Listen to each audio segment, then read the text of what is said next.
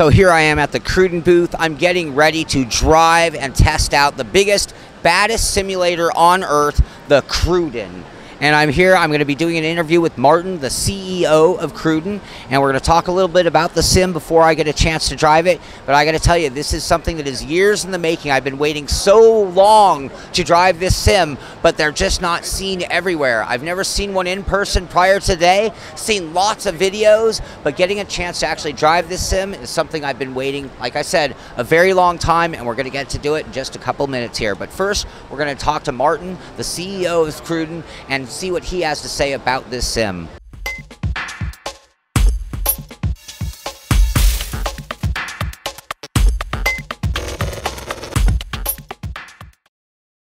I'm here with Maarten van Donselaar, the CEO of Cruden, and we're going to talk a little bit about the sim. I got a bunch of questions before I get in to get a chance to drive. How you doing, Maarten? I'm doing great. Thank you very much. So, first things first, how long have you guys been building simulators?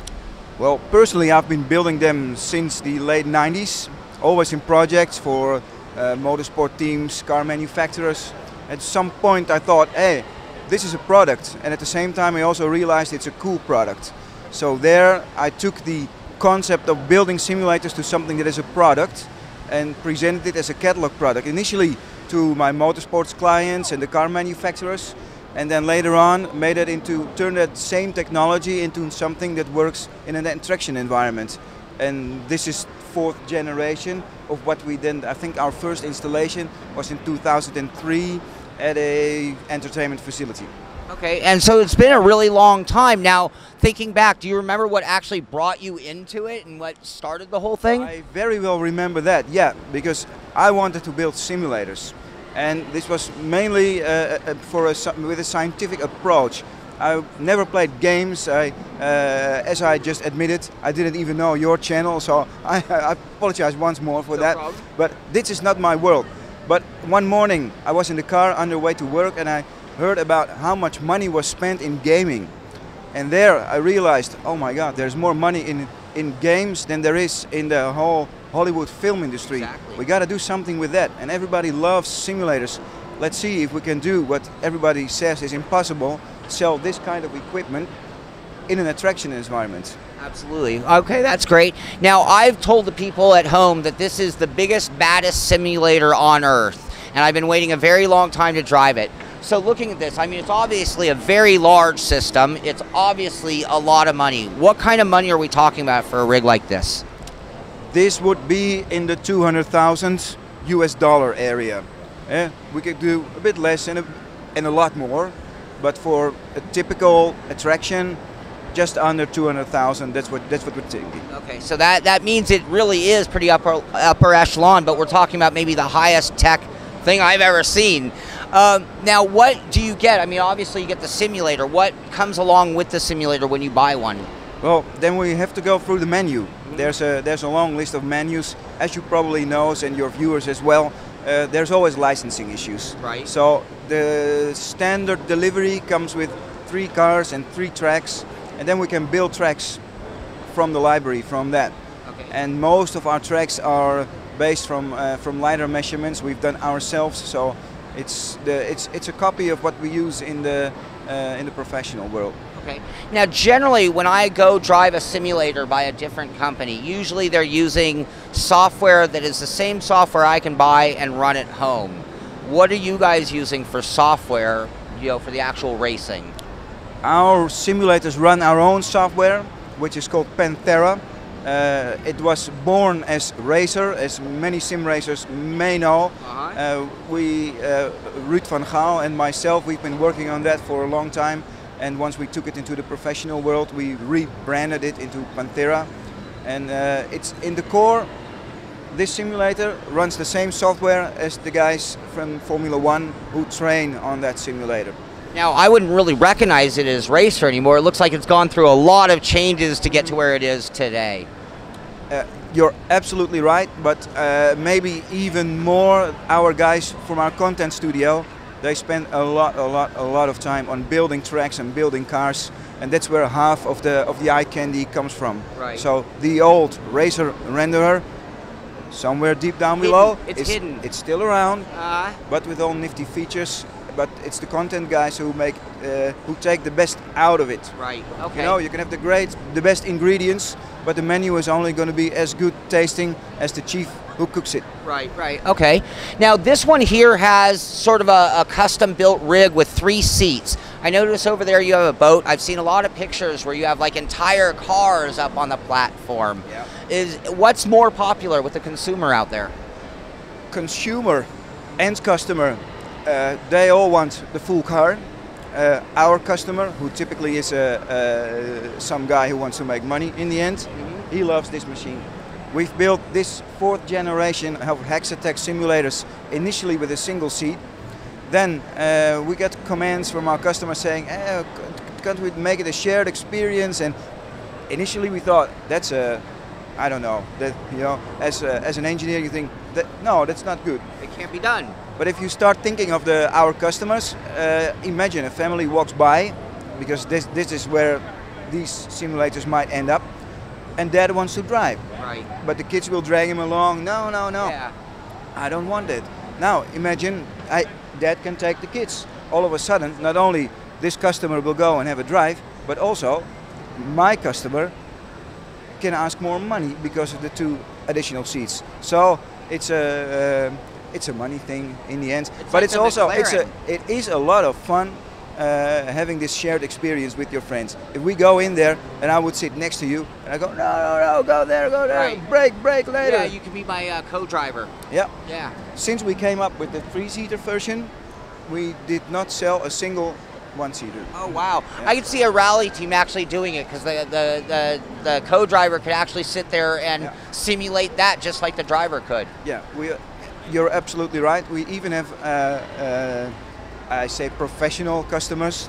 Not that this world is not professional, but people tend to call those the professionals. And what makes this amateurs? I don't think so. But Okay. anyway, we have people in motorsports and in the car manufacturing world using the 3-seater to either take your race engineer with you or your navigator, but you can have your race engineer or the guy with a laptop on his lap making small changes to the car, and you can talk, and he feels the same thing as the driver, and that brings something extra to the table than when the engineer is down there in maybe even in another room or another floor. Right.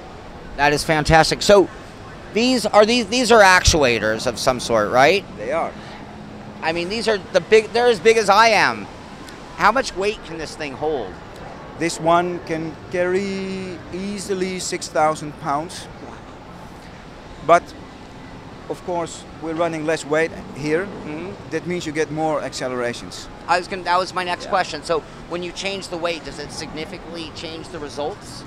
Yeah, well, at some point it doesn't even matter, because these electric motors over here, they are geared to the actuator, and if the payload starts to become really low, actually the actuators are spinning up their electromotors mainly, so they do not even feel the weight that's up there in this configuration. And people want high number of Gs. They're always asking, how many Gs can it pull?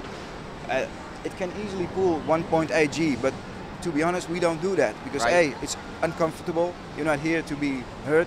B, with that high accelerations, you will run out of velocity on the actuator or workspace pretty soon.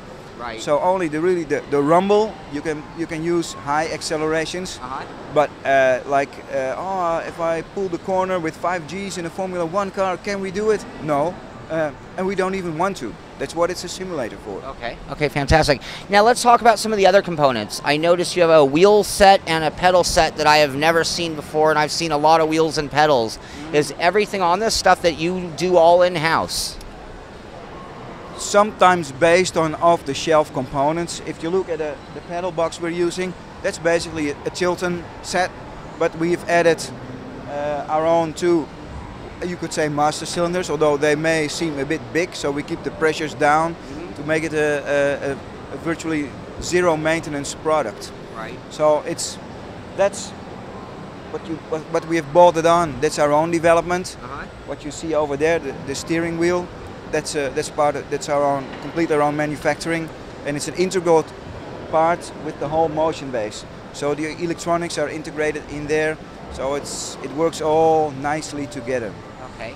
Now, we're at a show for amusement attractions. I mean, you have your competition here at this show. We're talking roller coasters to everything extreme.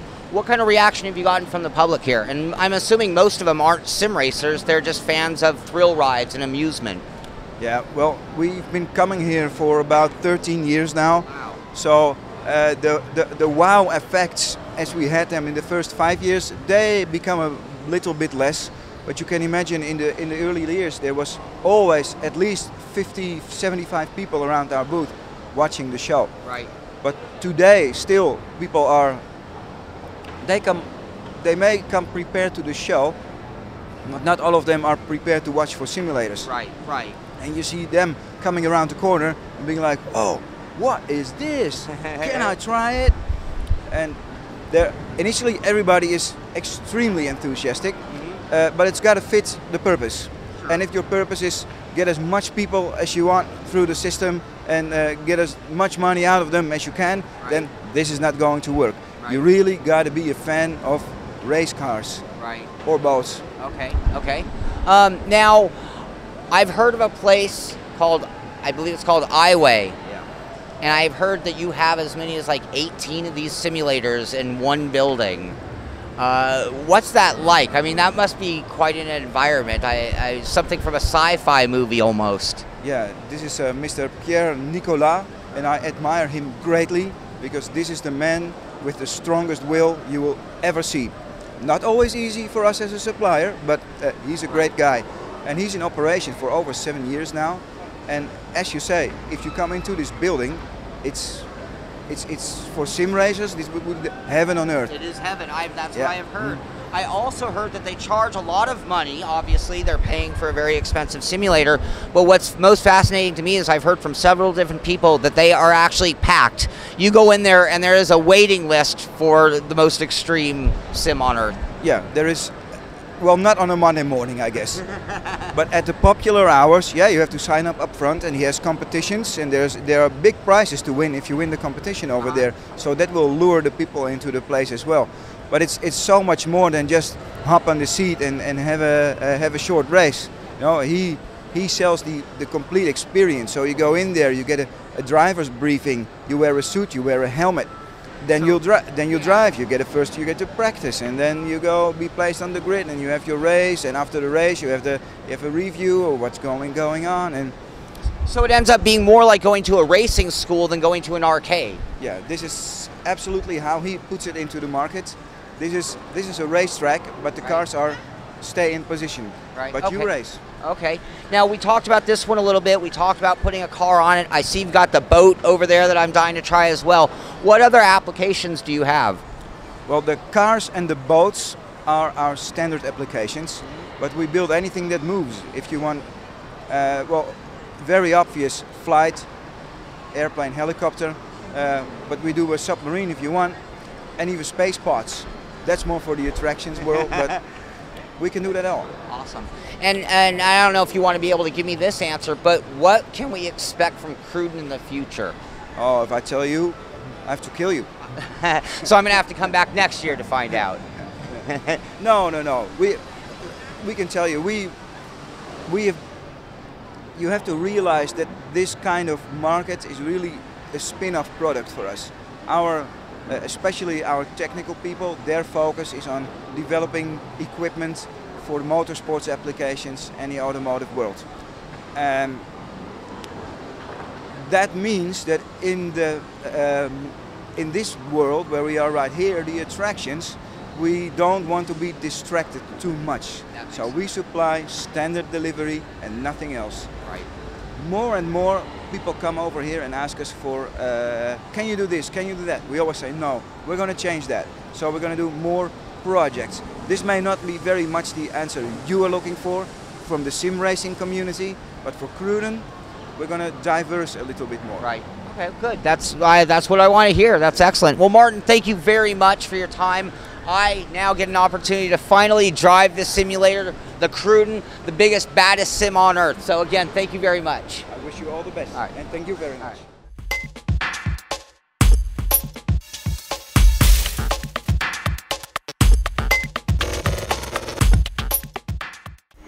I had heard of the Cruden Hexatech Sim before. I had seen it in pictures, and I had seen it in video form, but this was the first time that I saw it with my own eyes in person.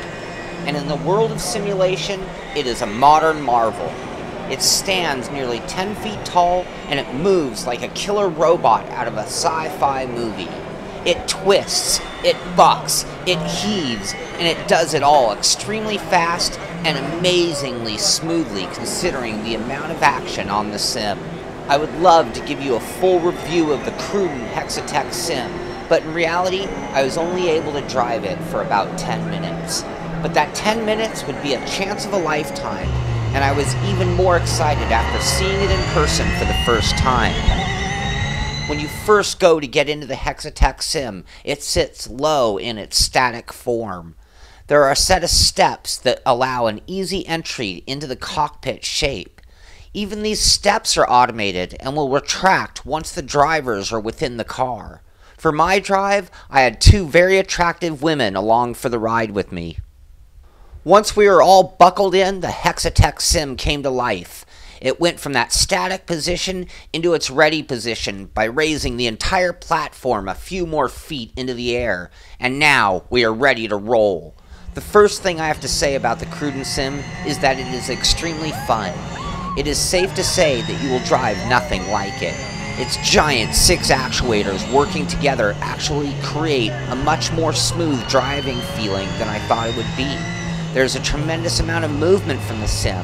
When the gas is applied, it really tilts back and you can feel the rear end of the car squatting down. But it's under braking that this thing really moves, and moves fast. Slam on the brakes and you will practically feel as though the Cruden is going to slam its nose down into the ground. Luckily, we are many feet into the air before we even began our braking. The amount of tilt or rotation when applying the brakes probably ends up being much more movement than a real-life car. The point was well made. We are doing massive braking. The side-to-side movement when cornering is very extreme as well. Going through a left-right chicane results in a ride like a roller coaster as much as it does a race car. Again, the Cruden never lets you forget that we are in motion and we're going fast. The control components on the Cruden Hexatech Sim are top of the line as well. The wheel is much like the Bodner direct drive wheel with massive strength and extreme precision.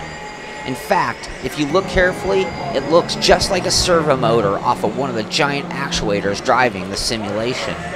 And the pedals are also what you'd expect from a top-of-the-line sim as well. As Maarten mentioned, they are tilt-and pedals converted over to sim racing using hydraulics and pressure sensors. Very dreamy equipment. The software used by the Cruden Hexatech Sim is Pantera. As the story goes, many years ago, Cruden acquired Racer, a small but solid sim that suited their needs for tailoring to their customers as well as could drive their simulator. They further developed the software graphically, physically, as well as adding their own modded cars and tracks. In my drive, I was in a Porsche driving on their world circuit. It's a street race course that somehow goes from continent to continent and changing scenery according to where you were in the world. It was a very fun track and a very cool concept on what can be done with fantasy tracks. Overall, the experience is rather amazing and even overwhelming. The Hexatech has one motion that very few other motion sims have, and that is a ton of up and down movement. To be honest, the only other sim that I've driven with it is a D-Box, but we're talking inches of movement versus feet. The up and down movement is also the hardest to detect or feel at first, but it really adds to the intensity and overall feeling of the car's changes in direction. With more time in the sim, I can see that really adding to the feeling of how well the rear end of the car is on the track. You can get that lightened feeling of the car catching air. Now with all that said, some of the super fine details are hard to pick up on. By comparison, the smaller sims seem to do a better job of delivering road noise, tire chatter, and even engine vibration. But to be perfectly fair, there is no comparing the Hexatech to other sims, and I don't mean that in a bad way. I could possibly afford and own a D-Box, a Top Speed, a Sim Experience, or even a CXE, and I have driven them all extensively. But the Cruden is not a sim intended for one man. The Cruden is being purchased by corporations, car companies, amusement centers, and places intended for the masses and by blowing minds, and the Cruden does that very well. I really enjoyed my drive on the Hexatech, and I only wish I could have had enough time to drive it on a car and track combo that I knew and then could dial in the motion just for me. I want to thank Maarten and Frank of Cruden for taking the time to show me the sim and let me take this dream ride.